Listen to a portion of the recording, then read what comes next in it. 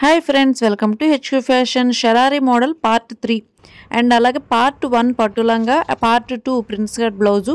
ఈ రెండు కూడా మన ఛానల్ లింక్లో ఉన్నాయి. అండ్ పార్ట్ 3 ముందుగా మన ఛానల్ని సబ్స్క్రైబ్ చేసుకోండి, లైక్ చేయండి, షేర్ చేయండి. అండ్ వీడియోలోకి వెళ్ళిపోతే చూడండి, ఇంకొక మోడల్ చూపిస్తాను మీకు. ఇది ఒక లాంగ్ క్లాత్. ఈ లాంగ్గా బారుగా సన్నగా బారుగా ఉంది. ఇందాక మనం ఈ క్లాత్లో నుంచే హ్యాండ్స్ పార్ట్ తీసేసాం. ఇంకా ఈ మిగిలిన క్లాత్తో మనం ఏ విధంగా కోట్ మోడల్ రెడీ చేసుకోవాలి. దీన్ని షరారీ మోడల్ అంటారండి. ఇది కొద్దిగా పాత మోడలే. ఈ మధ్య మళ్ళీ స్టార్ట్ అయిపోయే రేపొద్దున ఇదే ఫ్యూచర్ అవ్వచ్చేమో. ఓల్డ్ అయిపోయిన మోడల్స్ అన్నీ కూడా ఇప్పుడు మళ్ళీ ట్రెండ్ అవుతున్నాయి. ఇది కూడా రేపొద్దున ట్రెండ్ అవ్వచ్చు. గాగ్రా షరారీ మోడల్ అంటారు దీన్ని.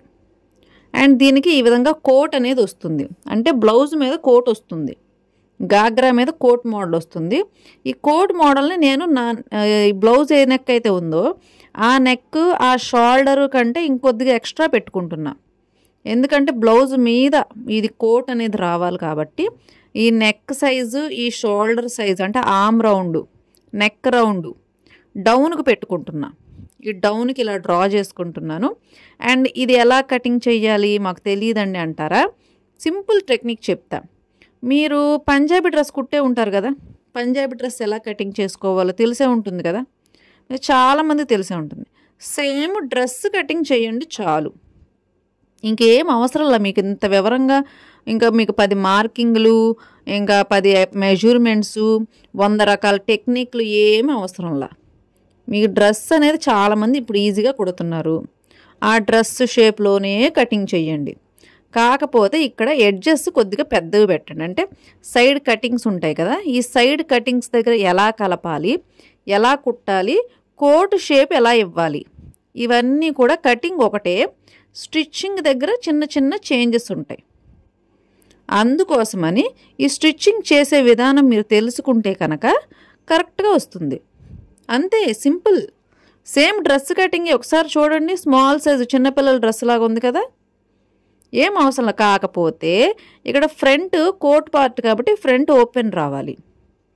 ఫ్రంట్ ఓపెన్తో పాటు ఫ్రంట్ కొద్దిగా వెడల్పు అనేది తగ్గాలి.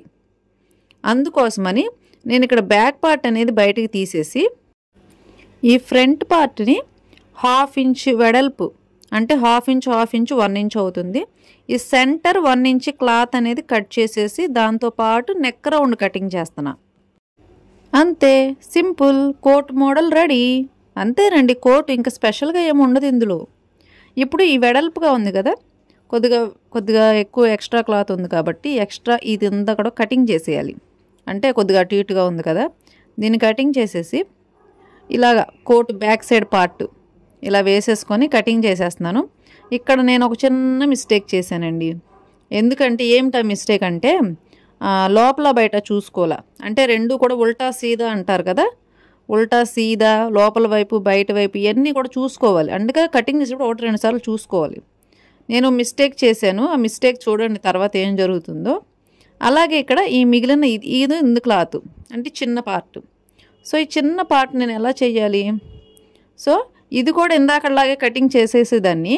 జస్ట్ ఒకసారి చూసుకున్నాను, క్లాత్ సరిపోవట్లేదు ఏంటని చూసుకుంటే ఉల్టా సీదా వచ్చింది. వెంటనే బ్యాక్ పార్ట్ కూడా ఓపెన్ చేసి చూస్తే కటింగ్ అనేది రాంగ్ పడింది. సో ఇలా కటింగ్ రాంగ్ పడినా సరే కంగారు పడకూడదు. ముందు ఉన్నది చేయాల్సింది ఫస్ట్ అయితే చేసేసి లాస్ట్లో జాయింట్ వేద్దాంలే అనే ఆలోచనతో పక్కన పెట్టేశాను. అండ్ ఇక్కడ ఈ బార్డర్ ఉంది కదా, ఈ ఎక్స్ట్రా కట్ చేసిన బార్డర్ ఈ క్లాతుల్లోదే. ఈ బార్డర్ని నేను ఇక్కడ ఫ్రంట్ సైడ్ తగ్గుతుంది కదా, ఈ ఫ్రంట్ సైడ్కి అటాచ్ చేస్తున్నాను. ఈ బార్డర్ అటాచ్ చేయడం వల్ల మోడల్గాను ఉంటుంది, అలాగే షరారీ మోడల్ అనేది డిస్టర్బ్ అవ్వదు, అట్రాక్షన్గా కూడా ఉంటుంది. సో అందుకోసమని నేను ఇంకా అంటే హైట్ పెరగాలి కదా, హైట్ పెరగడం కోసమే మెయిన్ ఈ బార్డర్ అనేది అటాచ్ చేశాను. అండ్ ఇంకా కొద్దిగా బార్డర్ లైన్ మిగిలింది, అది బ్యాక్ సైడ్ అటాచ్ చేద్దామని పక్కన పెట్టాను.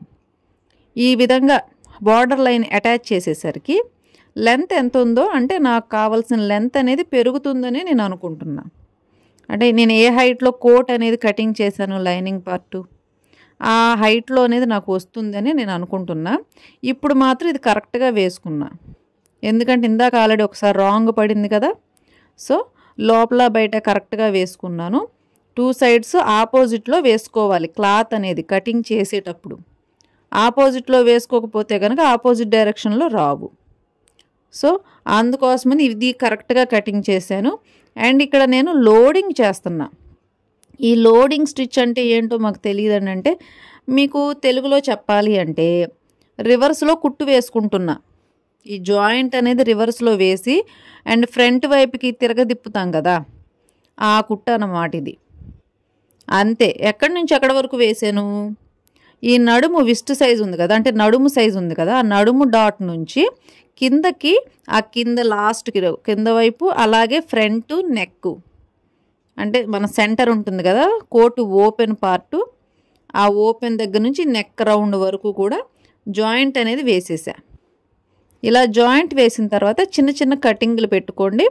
ఈ కార్నర్స్ దగ్గర కూడా కటింగ్లు పెట్టుకొని ఇలా ఓపెన్ చేసుకోవాలి. ఎందుకంటే ఇది కోట్ మోడల్ కదా, దీనికి ఫ్రంట్ బ్యాక్ కూడా లేస్ వేద్దామని నేను ఈ విధంగా అయితే ఓపెన్ చేసి రివర్స్లో లోడింగ్ అంటారు దీన్ని. మీకు తెలుగులో అయితే తిరగదిప్పడం అంటారు, ముక్క తిరగదిప్పడం అంటారు. ఆ విధంగా దీన్ని తిరగదిప్పి ఒక అవుట్లైన్ స్టిచ్ అనేది వేస్తున్నా. అవుట్లైన్ స్టిచ్ అంటే అదే చివరికి వేసుకుంటాం కదండి కుట్టు, ఎడ్జ్ కుట్టు అంటారు. ఈ చివరికి వేసుకునే ఈ ఎడ్జ్ కుట్టు అనేది వేసేసి మొత్తం ఈ అవుట్లైన్ మొత్తం కూడా రౌండ్గా ఈ ఎడ్జ్ కుట్టుతో కరెక్ట్గా కుట్టేసుకోవాలి. ఈ కుట్టేటప్పుడు ఎలా పడితే అలా కుట్టకూడదు, ఎందుకంటే ఈ అవుట్లైన్ కుట్టు ఫినిషింగ్ కరెక్ట్గా రావాలి కాబట్టి కొద్దిగా స్లోగా నిదానంగా కుడుతున్నా. ఈ లోడింగ్ అయ్యి అవుట్లైన్ కుట్టిన తర్వాత ఈ ఆర్మ్ రౌండ్ అండ్ అలాగే సైడ్ పార్ట్ ఇది రెండు కూడా కుట్టేసుకొని అవుట్లైన్ స్టిచ్ వేసేసుకొని ఎక్స్ట్రా ఉన్న క్లాత్ మొత్తాన్ని కూడా కటింగ్ చేసుకోవాలి. సేమ్ ఇలాగే ఇంకొక పార్ట్ కూడా ఇలాగే కటింగ్ చేసుకొని, అంటే అవుట్లైన్ మొత్తం లోడింగ్ చేసుకొని ఆ తర్వాత సైడ్స్ కలిపేసుకొని ఫస్ట్ ఎలా కుట్టామో అలాగే ఇది కూడా రెడీ చేసి పక్కన పెట్టుకోవాలి. అండ్ ఇప్పుడు బ్యాక్ పార్ట్కి వద్దాం. ఈ బ్యాక్ పార్ట్ ఆపోజిట్ డైరెక్షన్లో పెట్టలేదు కాబట్టి కటింగ్ అనేది రాంగ్ పడింది. సో దీన్ని సరిచేయాలి అంటే ఒక సైడ్ కటింగ్ చేస్తే సరిపోతుంది, కానీ సెకండ్ ఇంకొక పార్ట్కి జాయింట్ పడుతుంది కాబట్టి ఆ జాయింట్ అనేది వేసుకోవాలి. నా దగ్గర ఎక్కువ క్లాత్ లేదు, కాకపోతే చిన్న చిన్న ముక్కలన్నీ కూడా జాయింట్ చేసి ఆ చిన్న చిన్న ముక్కలు జాయింట్ వేసిన దాన్ని మళ్ళీ దీన్ని పై వైపు నుంచి ఒక ఫోల్డింగ్ ఇలా పెట్టుకుంటూ స్టిచ్ వేసుకుంటూ వస్తున్నా. ఈ పై కుట్టు ఈ పై వైపు నుంచి వేసుకునే అతుకు జాగ్రత్తగా వేసుకోవాలి. ఇంకా ఇప్పుడు నాకు ఇంకా వేరే చాయిస్ కూడా లేదు. మిస్టేక్ అనేది జరిగినప్పుడు దాన్ని ఎలాగన్నా కవర్ చేయాలంతే. ఇలా మెయిన్ పార్ట్ రెడీ అయిన తర్వాత ఈ లైనింగ్ పార్ట్కి, బ్యాక్ సైడ్ లైనింగ్ పార్ట్కి కోట్ మోడలు కాలర్ పెడదామని అనుకున్నాను, కానీ ఇక్కడ నేను డౌను అంటే షోల్డర్ దగ్గర కూడా కటింగ్ డీప్ నెక్ చేసినట్టుగా చేశాను కాబట్టి ఇంకా నాకు వేరే ఆప్షన్ కూడా లేదు. సో డీప్ నెక్లో రౌండ్ కటింగ్ చేశాను. అండ్ ఇక్కడ ఈ బ్యాక్ సైడ్ మనం వేస్ట్ క్లాత్లతో తీసుకున్నాను కదా, సో బ్యాక్ అనేది ఒక జాయింట్ అనేది పడుతుంది. ఈ జాయింట్ పడినప్పుడు నేను ఎప్పుడు వేసినట్టే లోడింగ్ స్టిచ్ అనేది వేసాను. ఈ లోడింగ్ స్టిచ్ అనేది వేసి దీనిపై నుంచి ఒక కుట్టు వేసుకుంటే మనకి కరెక్ట్ షేప్ అనేది రెడీ అయిపోతుంది. ఇలా జాయింట్ వేసిన తర్వాత బ్యాక్ పార్ట్ రెడీ అయింది కదా, దాన్ని రివర్స్లో మనం లోడింగ్ చేసుకుంటున్నాం కదా, ఫ్రంట్ సైడ్ ఏ విధంగా అయితే మనం లోపల వైపు కుట్టామో సేమ్ ఇది కూడా ఈ లోపల వైపు స్టిచ్ అనేది వేయాలి. ఈ లోపల వైపు ఎలాగ మనం ఫ్రంట్ ఎలాగ ఎక్కడి నుంచి స్టార్ట్ చేసి ఎక్కడ వరకు ఫినిష్ చేసాం, సైడు విస్ట్ పార్ట్ కింద నుంచి అలాగే లాస్ట్ డౌను అండ్ అలాగే ఇటు సైడు ఈ విధంగా కుట్టిన తర్వాత నెక్ కూడా, అంటే నెక్ రౌండ్ కూడా ఈ విధంగానే లోడింగ్ చేసుకొని మొత్తం అవుట్లైన్ మొత్తం కూడా ఈ విధంగా ఓపెన్ చేయాలి. ఈ విధంగా ఓపెన్ చేసేటప్పుడు కార్నర్స్ చిన్న చిన్న కటింగ్స్ పెట్టుకోవాలి.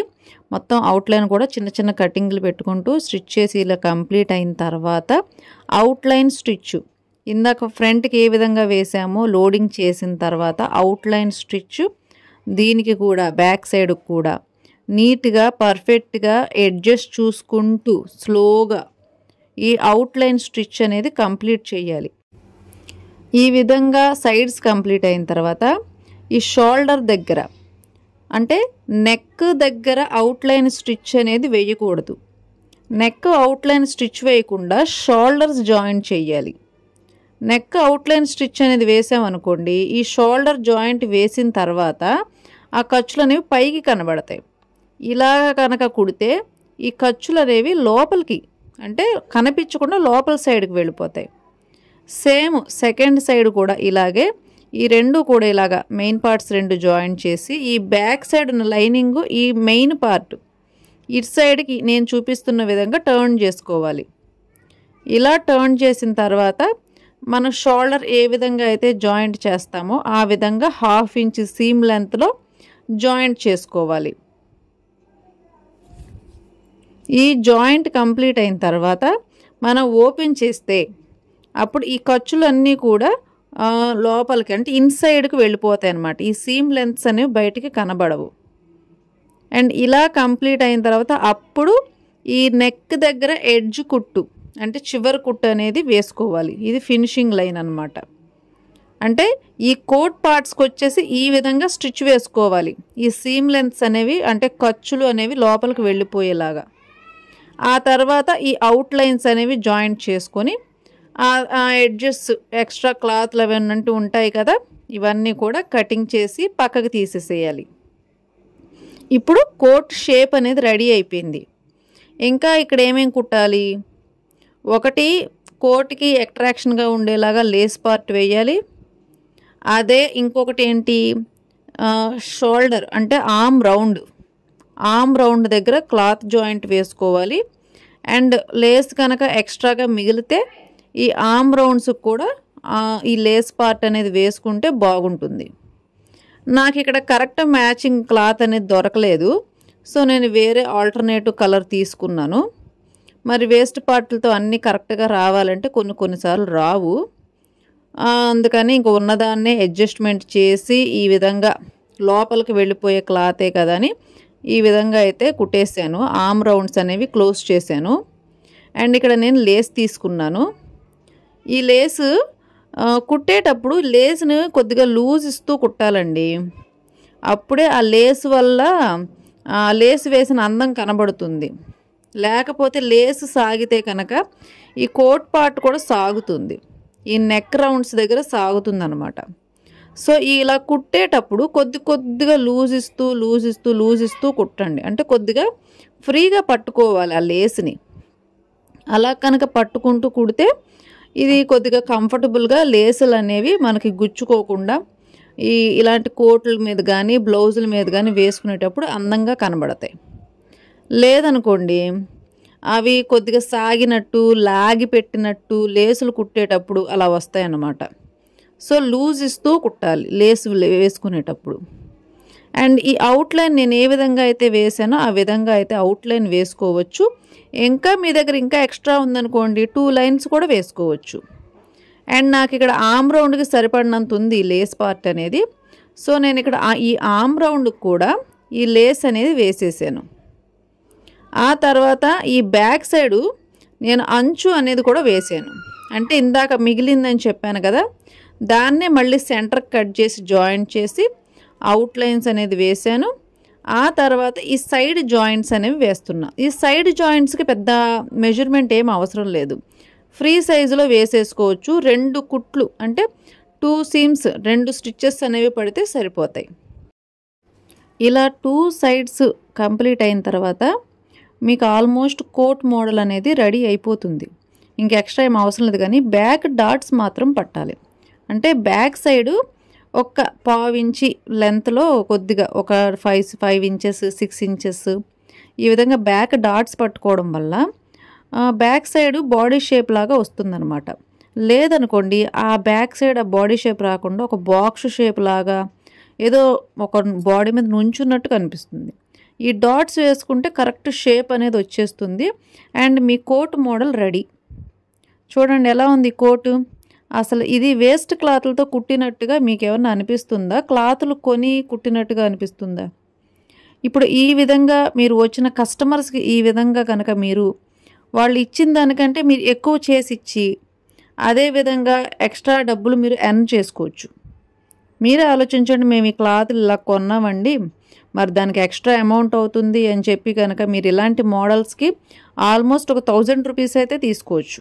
ఏది బాడీ వాళ్ళు ఇచ్చిన బ్లౌజ్ పీస్ కాకుండా మీరు ఎక్స్ట్రా క్లాతులు వేసి దాన్ని ఒక మోడల్గా ఇలా రెడీ చేస్తే కనుక ఎక్స్ట్రా మనీ మీరు ఎర్న్ చేయొచ్చు.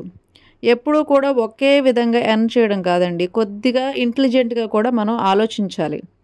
కస్టమర్స్ని ఎలా అట్రాక్ట్ చేయాలి, ఎలా వాళ్ళని నచ్చజెప్పాలి, ఎలా తీసుకోవాలనేది కూడా మనకు తెలియాలి. సో ఎలా ఉంది ఈ వీడియో, మీకు నచ్చిందా? సో లైక్ చేయండి, షేర్ చేయండి, సబ్స్క్రైబ్ చేసుకోండి. Thank you for watching.